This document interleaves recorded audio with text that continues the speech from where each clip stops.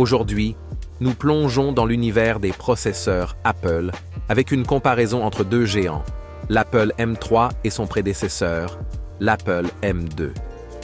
Vers la fin de l'année 2023, Apple a dévoilé les nouveaux processeurs M3 qui seront intégrés au modèle rafraîchi d'iMac, puis au MacBook Air en 2024. L'Apple M2 a conquis le marché avec ses capacités de pointe.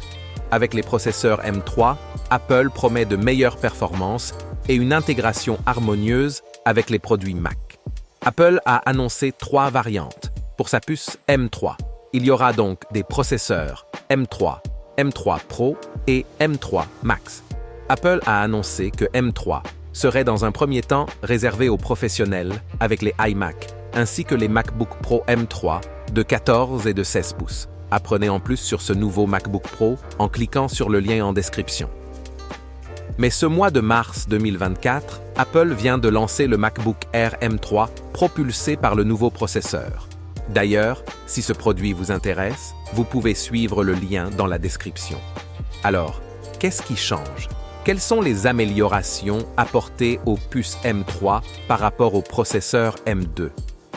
Sans qu'on ne sache exactement pourquoi, Apple a davantage comparé M3 à M1 et non avec son prédécesseur direct lors de sa présentation. Néanmoins, on a pu comparer M2 et M3. Déjà, Apple a opté pour une puce gravée de 3 nanomètres pour M3 contre 5 nanomètres pour M2. Le nombre de transistors est aussi passé de 20 milliards pour M2 à 25 milliards pour M3, soit une hausse de 25% qui viendra améliorer les capacités du processeur. Les tests de référence soulignent cette progression. Le M3 surpasse le M2 d'environ 17% dans les tâches monocœur et d'environ 21% dans les tâches multicœur.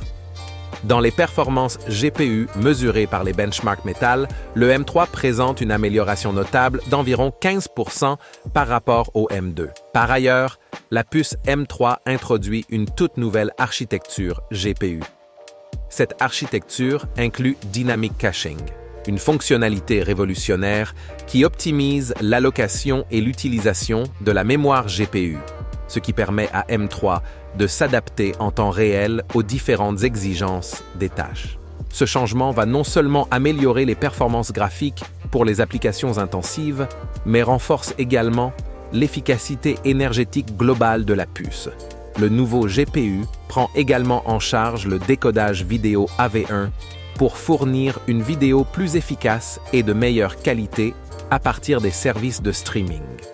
Malgré les similitudes dans le moteur neuronal à 16 cœurs entre le M2 et le M3, l'adoption par le M3 d'un processus 3 nanomètres conduit à une exécution plus efficace des tâches d'apprentissage automatique et d'IA.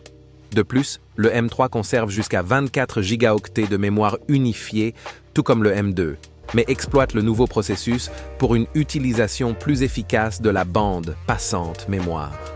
Dans l'ensemble, la puce M3 constitue une mise à niveau considérable par rapport au processeur M2, se distinguant par son nombre de transistors plus élevé, ses performances améliorées dans les tâches CPU et GPU et son efficacité énergétique supérieure.